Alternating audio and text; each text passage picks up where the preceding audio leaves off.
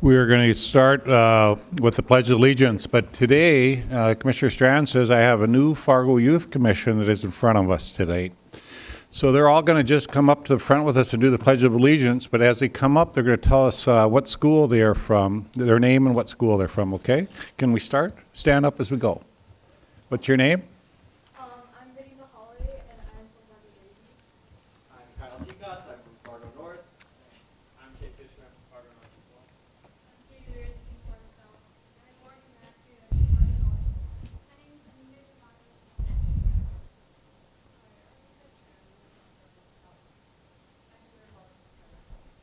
I'm Kate Shore from Davies. Riley Benjamin from Davies.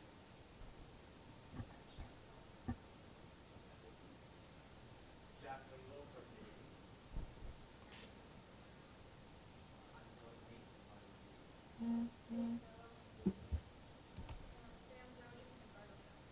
Very good. Now come up here. You get to face the audience as we do the pledge, okay? Face the audience or the flag? Face the flag. A good correction. Thank you. I pledge allegiance to the flag of the United States of America and to the republic for which it stands, one nation, under God, indivisible, with liberty and justice for all. I think we've never heard it louder. Thank you very much. You're hired. Roll call, please. Strand? Here. Gehrig? Here. Grinberg? Here. Pepcorn? Here. Mahoney? Here. So I usually go through announcements. The Fargo Cass Public Health is accepting registrations for Stepping On. It's a free 7-week fall prevention workshop for area residents age 60 or older. The workshop will help participants identify why they fall and different ways to prevent falls, including strength and balance exercises. Home safety check suggestions and home safety check suggestions as well with medication review. The workshop will be held every Wednesday from 1 to 3 on October 4th through November 15th at Cass Public Health Building. Registration deadline is September 27th. And an interesting statistic is hip fractures are responsible for a high fatality as we grow older. And Mayo Clinic did a study on this, and you can think about this sometime. The strength of your thigh muscles sometimes dictate how long you live. Because if your thigh muscles are strong and you can walk a bit and don't fall, you don't have the propensity to fall, break a hip, get pneumonia, and die. So keep your thighs strong, okay? Library. The library has kicked off an 8-week strategic planning survey titled Your Voice, Your Future at your Fargo Public Library, which is focused on gathering input on what Fargo residents are seeking in future library services and resources. The library is asking residents input via online surveys, community workshops, and focus groups. Participants can access online survey and workshop schedule at www.fargolibrary.org. Interesting, millennials are the highest users of our library presently, so it's kind of an interesting what's going on in the world. Planning. Our planning department, the North Dakota Planning Association, is holding its annual conference in Fargo on September 28th at the Hilton Garden Inn. Our planning department has been involved in organizing this conference, and several of the planning staff will be making presentations on topics including creative placemaking, automated processes to publish data, and open data and performance analytics. City Commissioner Tony Grinberg will be the opening keynote speaker. He will talk about his experience in Africa. Oh no, what are you going to talk about? Planning is what he's going to talk about in his experiences in New York. So he went to a New York conference at one time. Water utility. External brickwork on the new water treatment plant will be complete within the next few weeks. Then masonry crews will begin working on the interior walls. The roof is complete and the roofing material should be more durable than the roof installed on the existing water plant and have improved properties for heating and cooling in the building. The building also should be ready for heating so winter work in the process equipment can begin. That's going along as time. Tony, you okay with that? On time and on budget. Good. And then several local water providers will be working together planning a regional water service for the area, including the cities of Fargo, West Fargo, Horace, and Cass Rural Water District. Working in concert and as a team, these providers can plan the system interconnections, water pressure zones, and other topics to best serve the area with drinking water. You know, people talk about water pressure zones, Tony. Is there a difference in the water pressure zones from here in Fargo and West Fargo? Didn't I hear that was an issue? The only thing I know about is that West Fargo has higher water towers than what we have. So we had to pressurize how we put it in there. So it was an interesting problem to solve for us, something we didn't really think about initially. So if you have lower water pressure, then you'd have a shower that just barely comes out, is that correct? You have to ask Troy about that one. But if you have a skyscraper, you have to pump it to get it strong enough, right? Troy. I thought you knew all these things. Okay. We'll go on. Is there a motion to approve the order of agenda moving item 13 from the consent agenda to the regular agenda and adding special assessments for business improvement district bids fees to public hearing items? So Is there a motion? Also move. Is there a second? Second. Any discussion or changes? All those in favor say aye. Aye. Opposed, nay. Motion carried. Is there a motion to approve the minutes of September 11th, 2017 regular meeting? So moved. Is there a second? Second. All those in favor say aye. Aye. Opposed, say nay. Motion carried. Is there a motion to approve the consent agenda, items 1 through 45, excluding item 13, which has been moved to the regular agenda? So move. Is there a second? Second. That's a tie there. You get to decide. Any change, any discussion? Roll call vote, please. Strand, Yes. Grinberg, Aye. Garrick, Yes. Pepcorn. Aye. Mahoney. Aye. We go to item 46. State Water Commission request cost reimbursement for FM diversion project. Ken Costin to explain. Good evening, Commissioners. Tonight, again, we're asking for a reimbursement request from the State Water Commission. This is for the month of August, and for your city projects, the diversion and the in-town levy projects. The reimbursement request is $3,837,546. It's a bit larger than normal, but I believe there's some land acquisitions included in that total. And with regard to the Oxbow, that's the second claim. That's for $1,501,080. We request your approval. Is there a motion? Move for approval. Is there a second? Second. You want- Are we splitting? I think we do separate motions, I think. So this for A, move for approval of section A, is Okay. that clear? Roll call vote, please, on A. Grinberg, Aye. Garrick, Yes. Strand, Yes. Pepcorn. Aye. Mahoney. Aye. 46B, is there a motion? So moved. Is there a second? Second.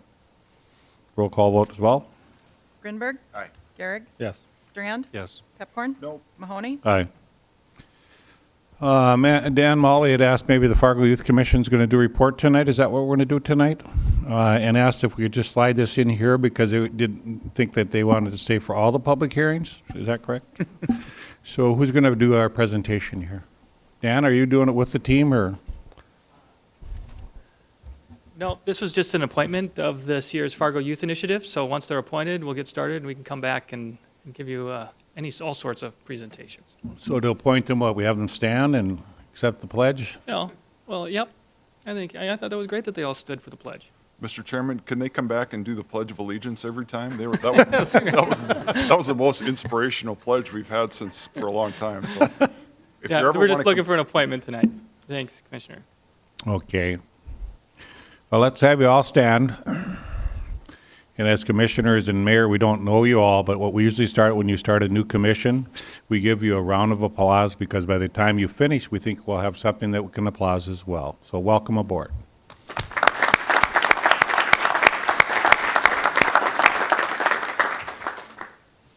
We want you to do great work and help the city even become better because we recognize that in order for this city to survive, we want all of you to stay in Fargo and work.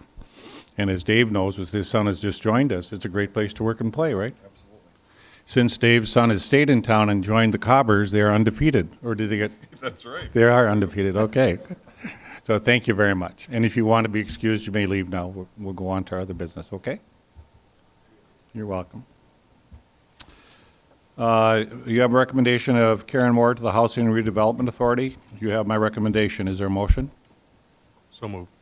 Is there a second? Second. Any discussion?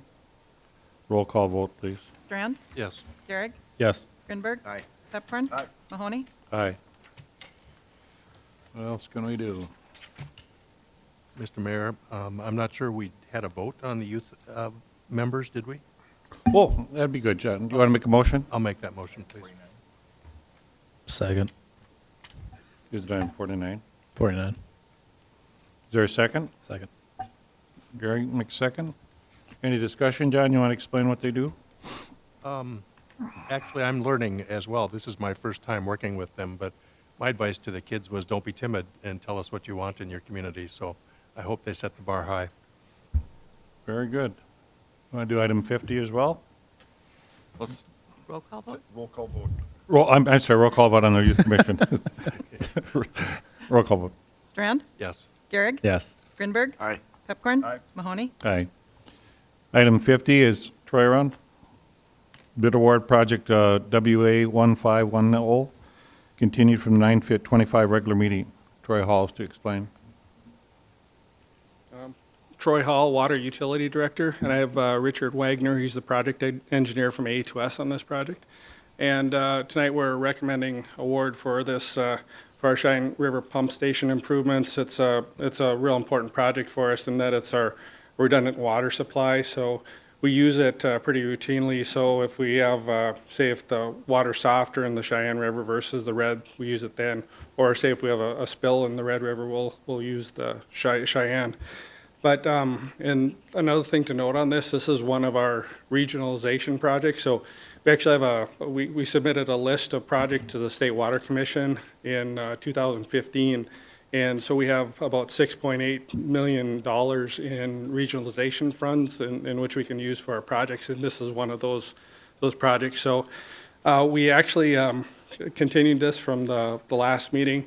What we had to do, we didn't have a mechanical bid on this project, so we worked with City Attorney Eric here and with our engineer and contractor, and we have a bid award recommendation so that the general contractor will get both the general contract bid, contract one, and then a mechanical bid, and then the electrical contractor will get the electrical bid. So there actually be two contractors on the project, and that's per North Dakota Century Code. So Eric can explain more if you have any further questions. Comments or questions? Commissioner Pipcorn, okay? No, and it was pulled from the consent agenda the last time, and it was just, the main reason was to clarify, it was a large number, and I know the state participates, and we're just partial participation, but it was still even a large number for us, and so I'm comfortable with it. And Eric, if you have an explanation, but I'm comfortable. Sure, yeah.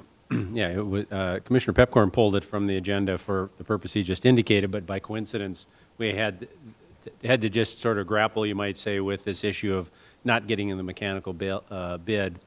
The 2015 legislature enacted a revision to the bidding law that allowed, would actually fit this situation perfectly.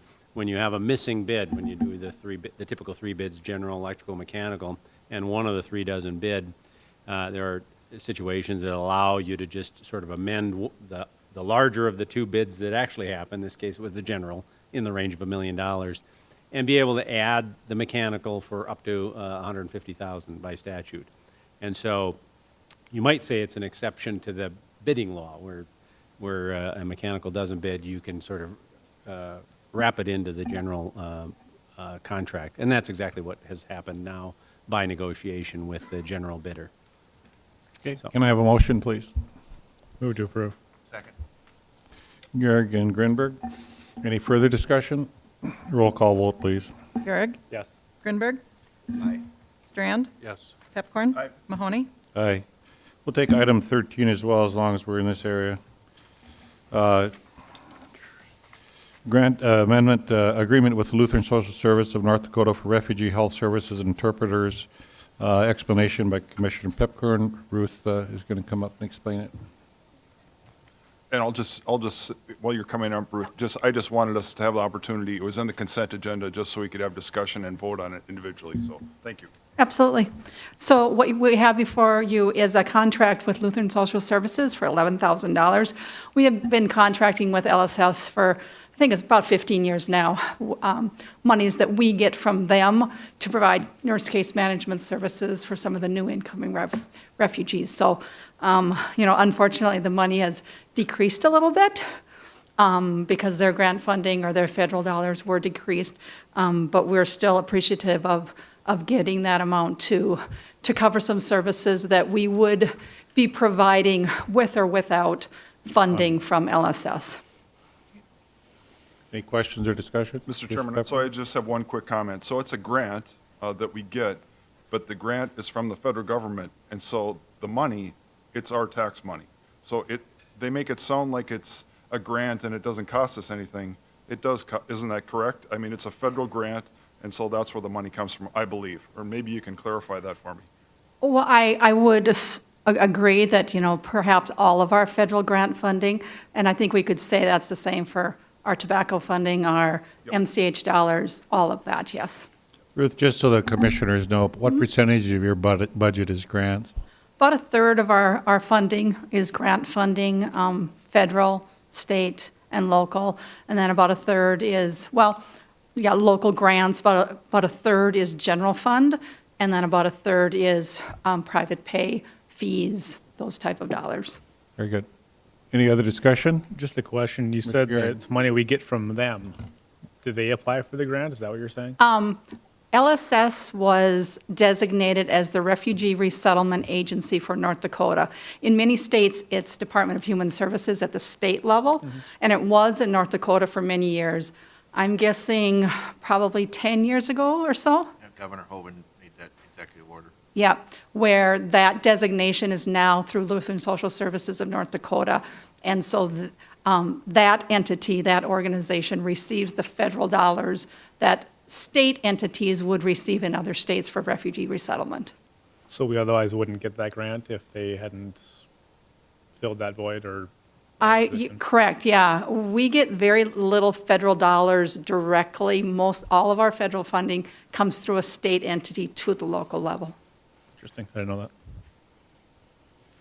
In fact, the federal fund is much higher for refugees as far as what the feds pay LSS to do, right?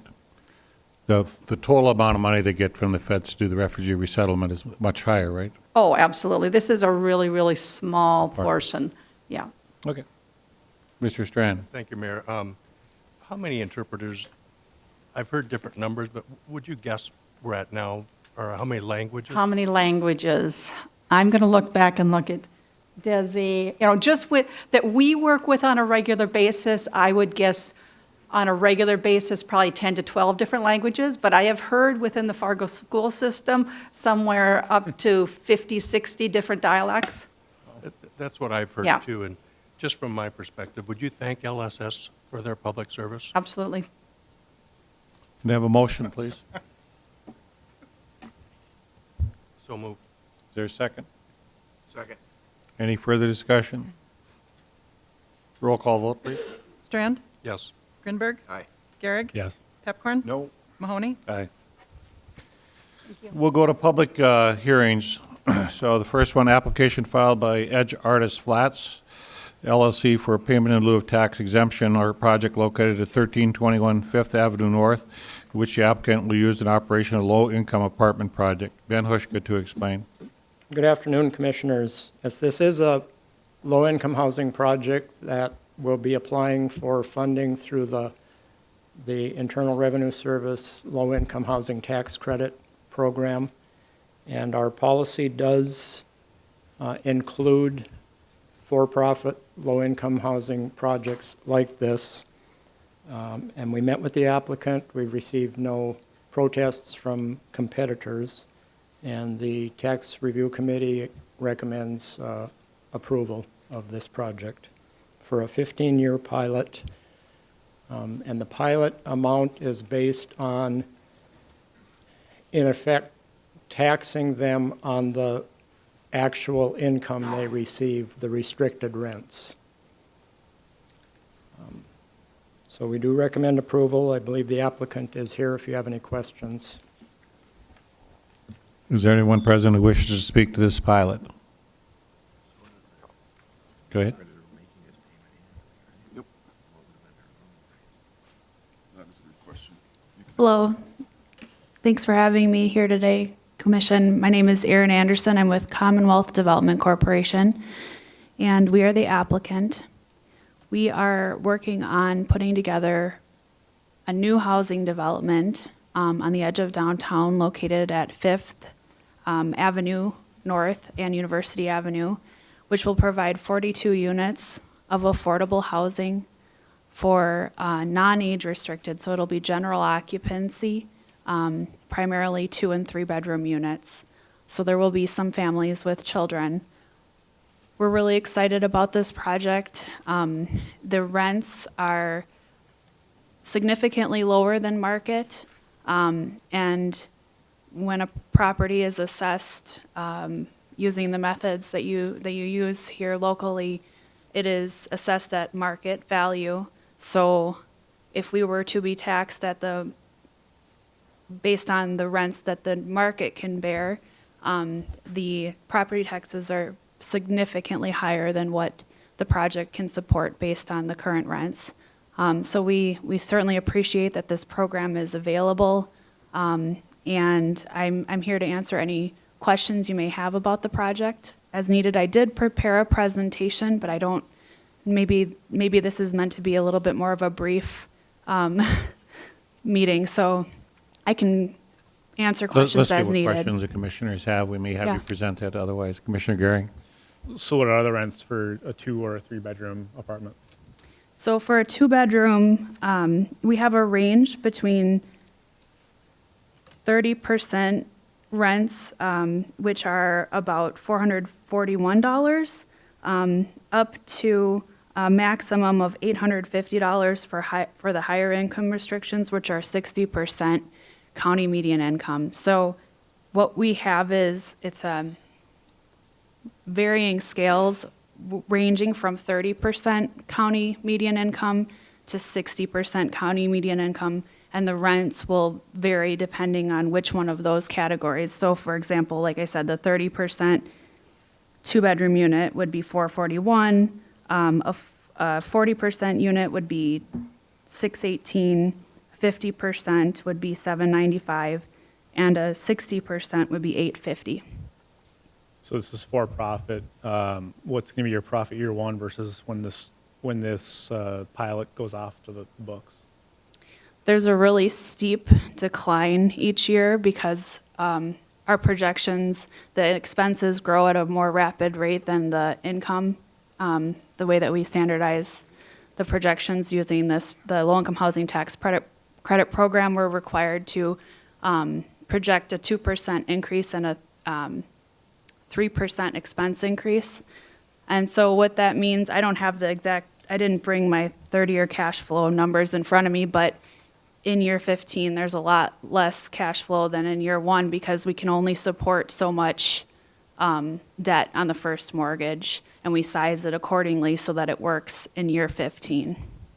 So like the ROI, for example, I mean, It's 1.15 debt service coverage ratio in year 15, which is Commissioner Grin? maybe $15,000 approximately. I just didn't bring that figure with me. Most apartments run 10 to 15%, so you're running in a market that's paying 1.5%? 1.115. Commissioner Grinberg? A question, maybe it's more for Ben. Maybe help share the methodology around the calculation of the recommended pilot payment. If you look at your last sheet with how did you come up with these numbers? I guess that's maybe a more straightforward way of asking it. The way we came up with the actual pilot amount, which on the very last page, those yellow tables, the pilot, like I say, it's using 5.5 gross rent multiplier against their actual rents that they'll be receiving. So if you notice on the assumption page right after the cover letter, they estimated that the market value of the project, assuming, like Aaron said, if it was to be valued at what other apartment projects are getting in the marketplace, not with the restricted rent program, the property would be worth about $5 million on the market. Using the 5.5 gross rent multiplier against their actual rents, they're actually taxed on a building value of, rather than $5 million, about $1.6 million. And that's to reflect, again, using an income approach and their actual income as opposed to market income. So we determine what the that would be the pilot payment on the building. The first yellow column of $18,764. They will pay full tax on the land of about $3,900. So the far right column of the left table, the total tax and pilot would be about $22,000 per year. If they were taxed on full market value, the tax would be about $75,000 per year. One other little twist that we have that we've never had before, we now need to notify the county and the park, and they have the option to opt out. The park, or rather the school district, I'm sorry.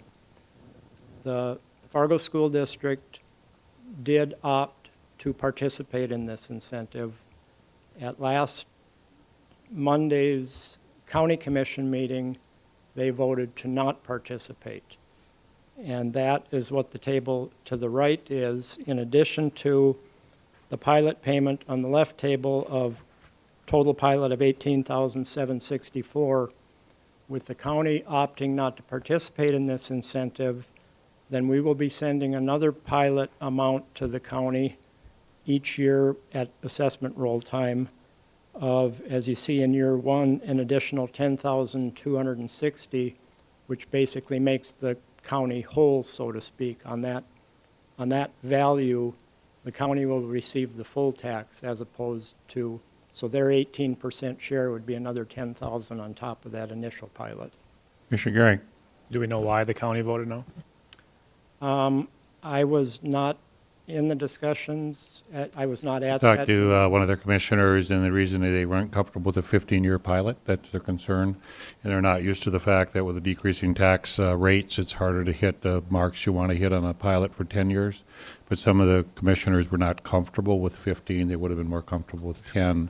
And the reality is, Commissioner Gehring, is they really have never done tax exempt. And when David talked about it, when we've been in tax exempt committee, we understand it because it just takes longer to get a benefit of having a tax exemption if you don't do it 15 years. But the other things is when usually our finance groups looks at this to see what benefits people have, and most departments make 10-15% rate of return. All the ones we've done are usually at 5% or less. This is 1.1, so that's where the advantage or disadvantage of this one is for low-income housing. So we kind of wanted that one. This is what a pilot is designed for. So go ahead. Just my last one is, in order to get the federal funds, do they need local partnership to do that? Some of these are like grants where we have to have a local share. If, say, all the local subs voted no, would we get the IRS money or the federal money to do this? Well, I think under the program, the city does need to provide a letter of support to the North Dakota Housing Finance, correct? To get the tax credits? To get the tax credits. Yeah. And our policy to grant this incentive, the low-income housing tax, approval of the low-income housing tax credit funding is required. Our policy says that it not only, it has to be in that program to receive this incentive or a similar federal program of subsidy. And in answer to Commissioner Grinberg's question about how we arrived at this pilot, we've used the same 5.5 gross rent multiplier ever since this policy has been in place. We do have a range, as you see in our policy, of using 5.5 to 6.5 gross rent multiplier. The 6.5 obviously would have a higher pilot payment. The reason when we established this policy that we allowed for that range is we felt if there were projects being built without a lot of the amenities that most of the projects we do have in the project, if they're basically just a box apartment, so to speak, we would use the higher gross rent multiplier, which would be a disincentive, or rather, on the other hand, an incentive to build more amenities into the projects. The last question I have then, the federal program participation, does that mirror the 15 years with the pilot? So that kind of is a added certainty that the program, in 2028, when we're all still here, we know that there's accountability and there's check and balance that this program will last that long because of the federal on top of what we do. Is that? Yeah, the federal tax credits are given over 15 years and they're syndicated, and so the feds would be monitoring that, and the North Dakota Housing Finance Agency administers this program and monitors it.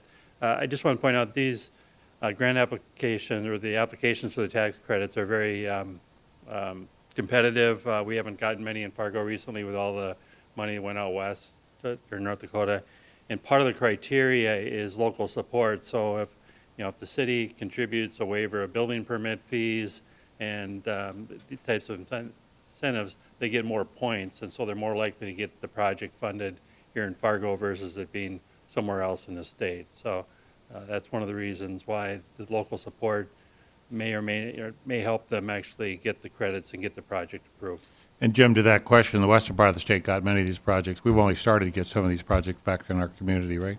Yeah, I think we got some last year, but I know there's a couple got turned down last year. One, Roosevelt Village, that you actually granted a pilot to last year. That did not get approved, and so that one, I think they might apply again this year. So. Okay. Mr. Commissioner Pepcorn. So Aaron, if you wouldn't mind just talking, so the original report talked about it being artist focused, and so just talk about that a little bit, that art is going to be an emphasis, but it's open to all kind of residents. So can you talk about that a little bit? Yeah, absolutely. Thanks for bringing that up. The question does come up that why did we name the project the Edge Artist Flats? We're really trying to embrace the creative culture in Fargo, but it is not meant to be a requirement within the development that you need to be an artist to live there. It is merely meant to provide additional amenities within the development. We're planning on having a small art studio within the community space, and then hopefully have a small group of residents interested there that would like to participate in art. And one thing that I'd really like to do, since we know that this will be a family-oriented development, is incorporate some art activities and crafts and fun things like that for kids as well. Hopefully there would be some leadership that steps up within the residents that are involved in that community that would maybe host some events. So that's the vision. It's more of a marketing piece. It's not marketing and amenities. It is not a requirement. Just a couple of more. So there's variations as to the rent that you pay. And so the very lowest, can you talk about, out of the 40-some units, how many are the lower, if you just could Sure. give that to us again. So the very lowest are 7 units that are restricted at 30% area median income restrictions. However, they have 0 rent. There are 7 units that actually were not counting on any rent because those are designated as permanent supportive housing for families that are coming out of a situation of homelessness. So those are the very lowest rents. And then we have 6 units on top of that that are at the 30% rent restrictions, which would be the $441 to $500 a month for a 2 or 3 bedroom. And then, and so that's 30% between the 6 30% units at $440 to $514 and the 7 that are at 0 rent, that are permanent supportive housing. And with those 7 that have 0 rent, that are for families coming out of a situation of homelessness, we're working with a support service provider. We're working with a number of different organizations locally here to put together a plan to provide case aid, visiting the property on a regular basis. We're looking at about 2 hours per household per week of engagement with these residents. And that's another reason why this payment in lieu of taxes is especially needed, is those 7 units have 0 income. And then there's 7.14%, so roughly 7% of the units are at 40% county median income, which is for a 4-person family, that's $31,440. And those rents range between $618 and $718. And then we have 52%, so the bulk of the units are at 50% county median income, which range between $659 and $992. So $659 for a one-bedroom, $795 for a two-bedroom, and $992 for a three-bedroom. And then finally, we have 9.5%, or about 10% at 60% county median income. A one-bedroom is $807, a two-bedroom is $850, and a three-bedroom is $925. So, Mr. Chairman, this is we need to have emphasis on low-income housing in downtown Fargo. If this is exactly in our wheelhouse of the Tax Exempt Review Committee. It was unanimous. I'm embarrassed for the Cass County City Commission, or County Commission, for them to vote against this. I'm embarrassed for them. I think to think that you're voting against low-income housing is, I'm shocked, and it's so sad. This is the first opportunity for them to vote separately. It's just, anyway, I'll say it one more time, totally embarrassing. I'm ashamed of them. And so I will say the Tax Exempt Review Committee, we passed it unanimously. This is a great project. It's a great concept, and we have to do this for downtown, or we're going to have gentrification. And so I support it, and everybody on our committee did too. Thank you. Mr. Strand. Thank you, Mayor Mahoney. And Commissioner Pepcorn, I join in with you there. I was going to ask if it was a unanimous decision out of Tax Exempt Review Committee, but we're routinely, not routinely, but often looking at pilots for apartment buildings. And in my mind, apartments don't qualify as primary sector at all. And we're struggling to try to get a discussion advanced about having a requirement of some affordability component in apartments if they come to the public troughs. Here you're providing 42 units. And we desperately need affordable housing in town. It's one of the highest priorities in our community. And then to have it near the edge of downtown, I wish you could do more. And I hope that we could do more with this. And I would challenge as well the county commission to recognize our needs as well with our downtown changes and demographic shifts and issues going on. So I hope to go down the road they'll appreciate our growth needs, our people needs with these types of votes. Mr. Greg. Well, why downtown is my question. Downtown is the most expensive area to live in. You know, you get to go on 25th and University or something like that, and you get more bang for your buck.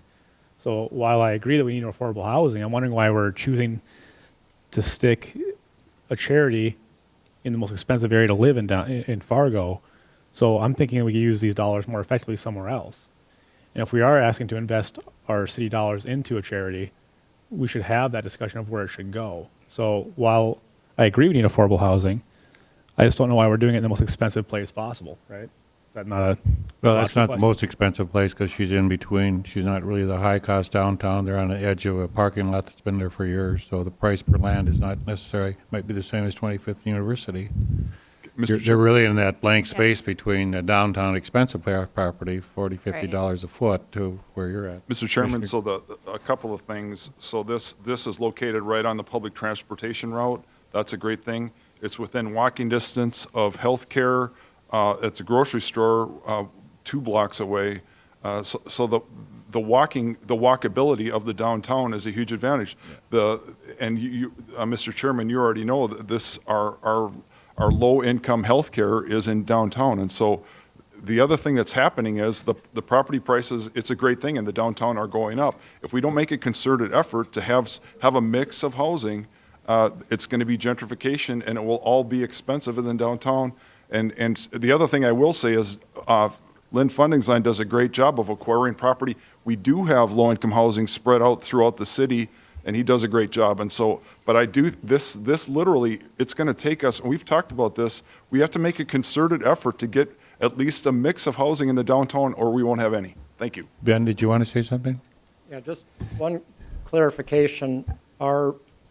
We actually have 2 places in our policy that address low-income apartments. And they do have an affordability element, and that affordability element is if it's a for-profit like this, that they are in that federal low-income housing tax credit program. The other one is if a nonprofit is involved, like Lynn's group, Beyond Shelter. So we have 2, neither of our low-income housing policies have a location factor. If they were on the edge of town, it would still meet our policy. there's no downtown requirement in our low-income housing policy. Any other discussion? Is there anybody else present who wishes to speak to this? If not, we'll close public hearing. Can I have a motion? I'll move to approve. Is there a second? Second. Any further discussion? Roll call vote, please. Pepcorn? Aye. Grinberg? Aye. Strand? Yes. Garrick? Yes. Mahoney? Aye. Did you say yes or no? I did say yes. Item B, application by Juice Blends Fargo, doing business as Juice It Smoothie and Juice Bar for a Class F alcoholic beverage license, 64 Broadway, Suite 101.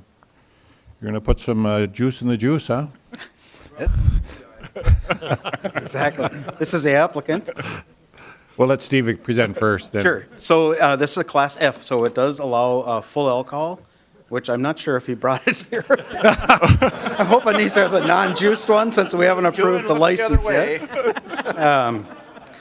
So part of the discussion at City Commission, or at the Liquor Board was the discussion about the license requiring full menu services. And so Feather Asbury. we're going to work on that a little bit and I'll try that one. move forward with some new concepts. Thank you, sir. So we did at Liquor Control hear this, and we didn't get a sample, though. Steve, do you want a sample? No, I'm okay. Might be a conflict of interest. So we've gone through our background check. The applicant met all of the requirements, and it's in front of you with a recommendation of approval. Is there any president who wishes to speak? I think you want to speak, don't you? Oh, no, not really. I just brought samples for you guys to try. Mr. Chairman, so can you just give us a description of your business and kind of what goes on? And then also, there are some tighter restrictions when there is alcohol in these.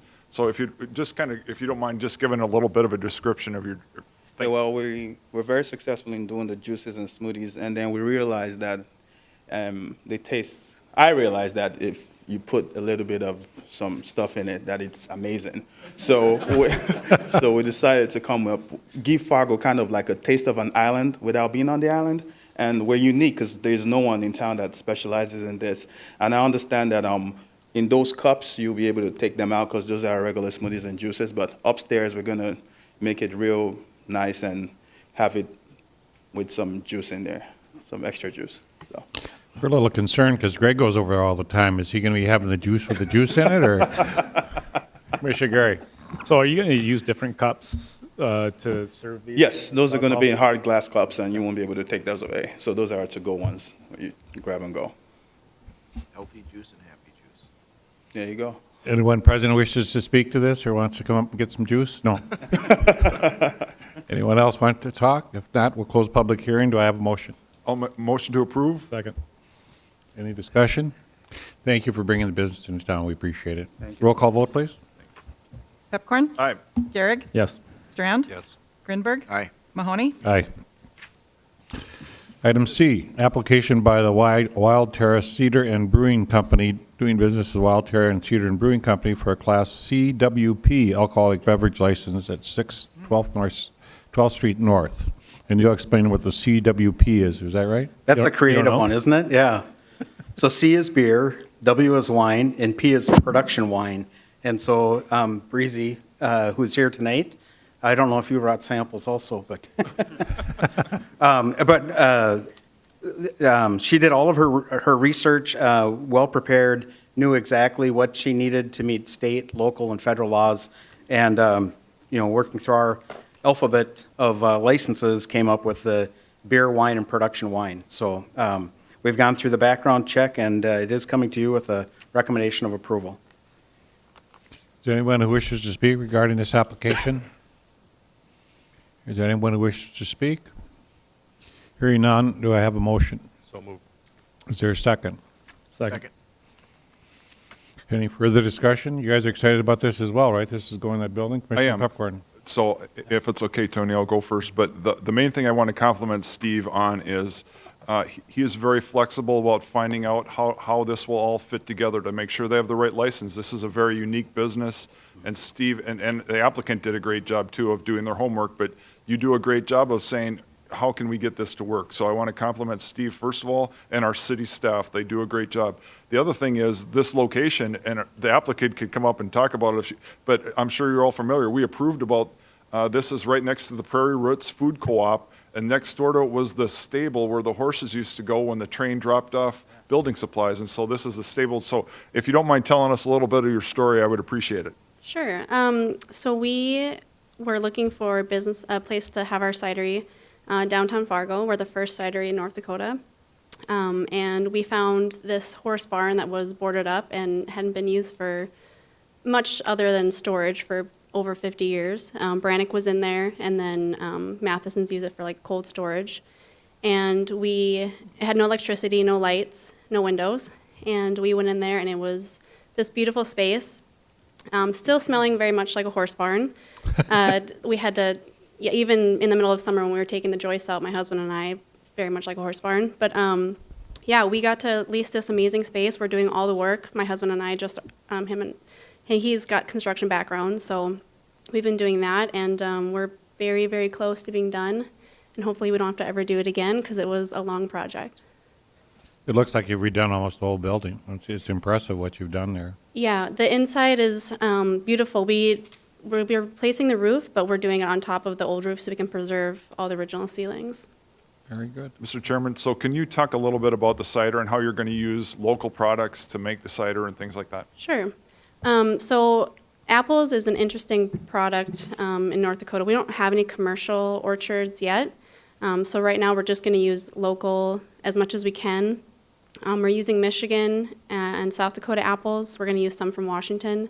And then we won't be able to use any of this harvest cycle because we're on opening for another month and a half. But next harvest cycle, we're going to be using a lot of apples locally in North Dakota as well as in Fargo. We're going to do a program called Urban Gleaning. That's been used in other cities where residents can notify us that they have apple trees. Most people consider them to be cumbersome. And so we'll go to their houses and pick their apple trees, and we'll use them in our cider, and then people will get to have a token for some of their own cider. Well, I know a lot of people with apples will be real happy to hear that. Yeah, but we've had quite a few farmers actually contact us to plant apple trees in their farmland that's not being used. There is state grants to plant apple trees because it's nobody else is producing it right now. So. Commissioner Gehrig. I've got 3 bags of apples in my house right now you can have. Well, I mean, not yet. So there's no limit on the W's, right? That's wine. That's right. There's no limit on the P's, right? Because there's none of those out there. This will be the first one. We did have a limit on C's, and this is more for the commissioners. We had only 2 C licenses available last year, right? And then we voted to increase that to 10 from 2. And since then, we've had the tap room on Main Avenue pop up. We've had this project pop up. Have we had others pop up at all from the C licenses? Yeah, the Fargo Brewing switched from the production to retail, and so now they use C licenses. So. Right, so these are all jobs that we're creating. Fargo is becoming kind of a hub for breweries and wineries and cider. I mean, it's a whole industry here in Fargo. So just to the commissioners, I hope we can at some point have a greater discussion about should we be limiting these licenses at all. There are other cities that don't, West Fargo, I don't know that Moorhead does, and I think we're pushing away business where we otherwise would bring that in. So there are a number of licenses we do limit. The C was one of them, and because we opened that up just a little bit, just from 2 to 10, we're now seeing great businesses like this move into downtown and other places in Fargo. Very good. Commissioner Strand, you had a comment about I apple ale? No comments. Anybody else want to speak to this discussion? If not, we'll close public hearing. Do I have a motion? We already have one. Yep. You have We have a motion and a second. Oh, we do. Okay. Roll call vote then. Sorry. Strand? Yes. Grinberg? Aye. Gehrig? Yes. Pepcorn? Aye. Mahoney? Aye. Item D, Steve, you're up here all the time. Special assessments for the maintenance of the Skyway system continued from the 8/14/17 meeting. Steve Sprague to explain. This is our annual assessment of the Skyway. It costs us about $85,000 a year to heat, cool, maintain, clean the Skyway. This assessment cycle, we're looking at a $90,000 assessment. No protests at all. It's an annual thing. I think the only time we ever see any questions about it is when we have ownership change along the Skyway path. Then somebody goes, well, what is this? So. Just as a question, when Senator Hoven took his space, he took more place to the Skyway. How does that work? Are you in charge of that, or who gets the space, or? Actually, he's leasing space through, I believe it's the Kilborn Group or one of their entities.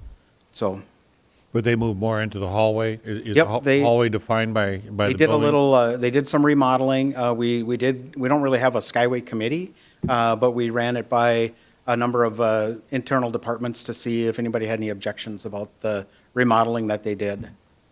Okay. Is there anyone wishes to speak to this assessment? Tim Flacco, you're not going to say anything that it's too much, too little? You want us to charge more? Okay. Anybody else who wishes to speak? If not, I'll take a motion. So moved. Is there a second? Second. Grinberg and Pepcorn. Any discussion? Roll call vote, please. Grinberg? Aye. Pepcorn? Aye. Strand? Yes. Garrick? Yes. Mahoney? Aye.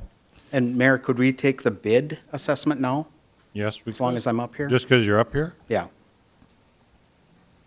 And So that would be item well, it was added. added, aye. Yep. Special assessments to business improvement district fees. Steve Sprague to explain. So this is, the bid was first established in 2012, and we've gone through a 5-year assessment cycle. If we didn't act on this and the bid expired, that would happen in December of 2017. We've gone through a number of public hearings and meetings and notices, and now we're to the final step. About a month or a month and a half ago, we came to you with a memorandum of understanding, resolution of necessity, and a number of other things. And so this is the final step now to actually approve the bid. This bid is going to be for a 3-year period, generating $330,000 a year in assessments. And the protest level with the bid assessments, instead of like an alleyway where it's a 50% protest, the protest level on a bid is 30%. And we have less than 1% protesting. So we have a lot of support with what's going on. So People are liking what we're doing, huh? I think so. We're making Very some good. good progress. Is there anyone present who wishes to speak about the bid fees?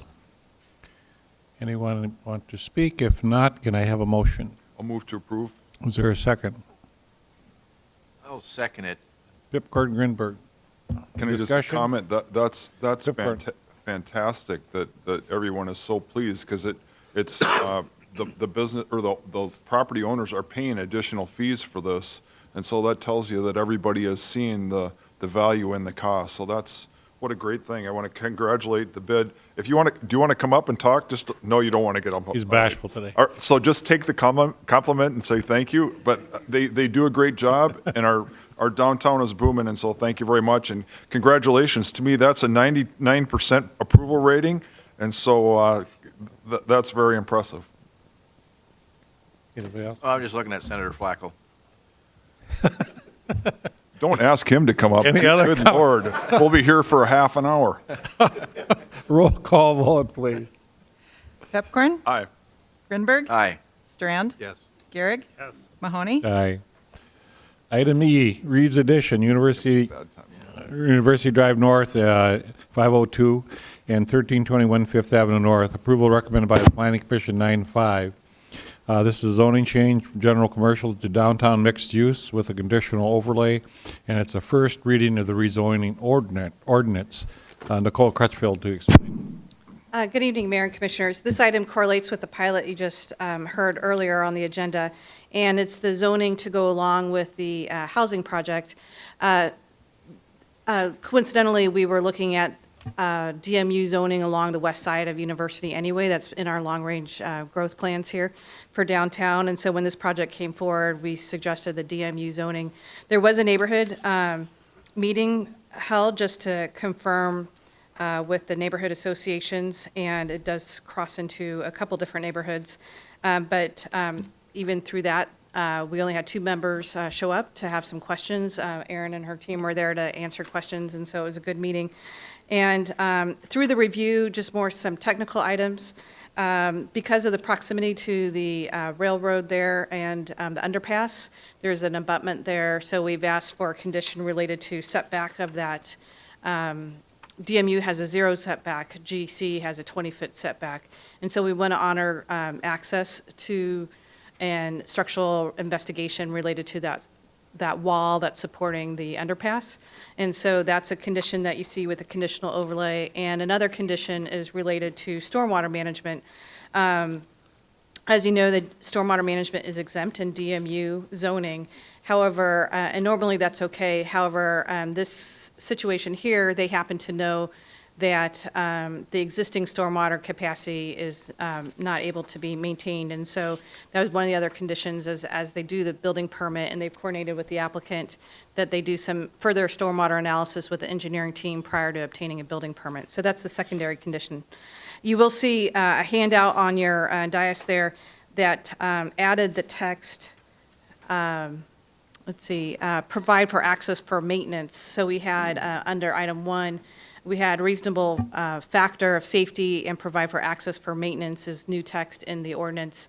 And so you have that in front of you just as a small tweak as we coordinated between the different legal team and applicant and engineering office. So Planning Commission recommended approval. Staff is in support and be happy to answer any questions. Is there anyone present who wishes to speak regarding to this rezoning? Is there anyone who wishes to speak? Team doesn't want to speak, we're okay. Hearing none, can I have a motion, please? Move to approve. Is there a second? Second. Grinberg, Gary? Any other discussion? Roll call vote, please. Grinberg? Aye. Garrick? Yes. Strand? Yes. Pepcorn? Aye. Mahoney? Aye. Thank you. Item F, text amendment to section 2004 of the Fargo Municipal Code, Land Development Code relating to the regulation of self-service storage in a DMU, downtown mixed-use zoning district. Approval recommended by Planning Commission on 9/5/17 at the first reading of the ordinance. Nicole Crutchfield as well. Yes, this item came to our attention through talking to property owners downtown that there was interest in having the use for renting storage for in the basement. Technically, that would be an accessory use if they're not someone that's already living in that unit. And so we thought that could be accommodated through a text amendment in downtown mixed-use zoning district. And so you'll see the proposed text is actually adding that self-service storage shall be allowed under the condition that's in the basement of the structure, and then also we wouldn't want them storing any harmful chemicals or materials in the basement as well. And so we thought that was a pretty straightforward text amendment. I'd be happy to answer any questions. Planning Commission did recommend approval, and staff is as well, and be happy to answer any questions. Is there anyone present who wishes to speak to this text amendment? Is there anyone who wishes to speak? Hearing none, can I have a motion? So moved. Second. Move for approval. Grunberg and Strand. Any other discussion? Roll call vote, please. Grinberg? Aye. Garrick? Yes. Strand? Yes. Pepcorn? Aye. Mahoney? Aye. Item G, vacation of public utility easement in lots 1-3, Block 3, Germstead Thompson, First Subdivision, 2836 44th Avenue North. Nicole's up again. Good evening, Mayor and Commissioners. It is Brenda. Oh, I get to Brenda, wear my sorry. planning hat today. Okay. So anyway, in regards to the release and vacation of the easement, we received a request to vacate the public utility easement. There is one owner of lots 1, 2, and 3. We have them reach out to all the private utilities to make sure there are no utilities within that area and there are no issues with the vacation of that easement. And then we, the city, have no interest in that easement either, as we have no utilities back there. So in front of you, you will see a resolution for the release and relinquishment of the above easement. Is there anyone present who wishes to speak to this vacation? Is there anyone who wishes to speak? Hearing none, do I have a motion? So moved. Commissioner Grinberg, second. Second. Commissioner Gehring, any discussion? It's an okay vacation. Okay, roll call. Grinberg? Aye. Garrick? Yes. Strand? Yes. Pepcorn? Aye. Mahoney? Aye. Next item is continued from 10/9/17, appeal the Board of Adjustment decision on a variance request on 3931 and 3949 32nd Avenue South to allow for proposed building to be constructed to a lower elevation than otherwise would be required by city's floodproofing code, as referenced by Article 2106 of the Fargo Municipal Code and denied by the Board of Adjustment 8/22/17. The Planning Department has requested this item be continued. Do I have a motion? So moved. Second. Second. Moved and seconded. Roll call vote, please. Strand? Yes. Grinberg? Aye. Garrick? Yes. Pepcorn? Aye. Mahoney? Aye. I believe we had no other business. Is that correct? Is there any other business? 1 hour, not bad. You know, I was in Philadelphia, and when you talk about homeless issues, I guarantee you I ran into a homeless person every block I walked in that city. I mean, it's really got a tremendous issue with the homeless. And it's really unusual in our city. We have 850 people that are homeless at some time. So it's really important, this low-income housing, that we can move people up out of poverty and into a home or into an apartment. So it's an interesting look at their city. The other thing I was telling Commissioner Gehring is I also saw their city hall, which dates back 200 years, and it was a ornate type of city hall, so it was very amazing. But he said our windows are going to be better, so I guess we're okay. Yeah, under my objection. Yeah. Commissioner Strand? Mayor, I'd just like to acknowledge that we have leaders from across the state converging on Fargo this week for the State League of Cities meeting. So you'll see mayors and city councilmen and elected officials and staff from every town out there. So greet them, treat them well, welcome them to our great city, and know why they're here. And just for department heads, I want to heads you up because Commissioner Pepcorn is famous for going out and saying he volunteers every one of you to help any little city out there that needs any help. Is there a motion to adjourn? I so move. Can Second. I add one thing to the motion? So this has spinach in it. That's the only time I've ever enjoyed eating spinach in my whole life. So. But it's very good. You'll grow up big and tall. And did you get an ice cream headache too? Yeah. All of a sudden, I'm like, it's very good. It is. There's motion to adjourn. All agree? Well, we're adjourned. Yes.